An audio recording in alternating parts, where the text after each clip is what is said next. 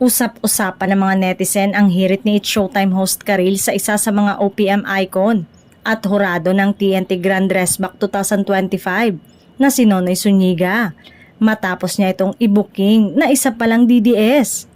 Pero ang pagiging DDS ng mga awit ay nangangahulugang dentista at hindi diehard Duterte supporters ang maghuhurado sa iyo. Isa siyang DDS, isa siyang dentista.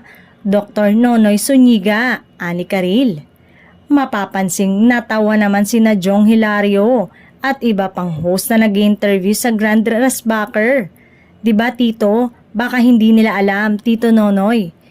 Diba, you're a dentist, sigunda pa ni Karil. No, I'm not. Pakli naman ni Nonoy. I've finished medicine. Ano ba yung DDS? Tanong ni Vice Ganda.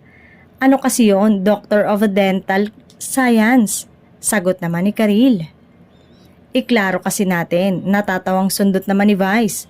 Pero paglilinaw ni Nonoy, hindi siya DDS kundi MD o Doctor of Medicine kaya agad ding nagsorry si Karil na mali raw ang nasabi sa kanya ng kanyang ama. Mukhang hindi naman na-offend si Nonoy sa joke ni Karil at nagpatuloy na sa pagbibigay ng komento sa Dressbackers.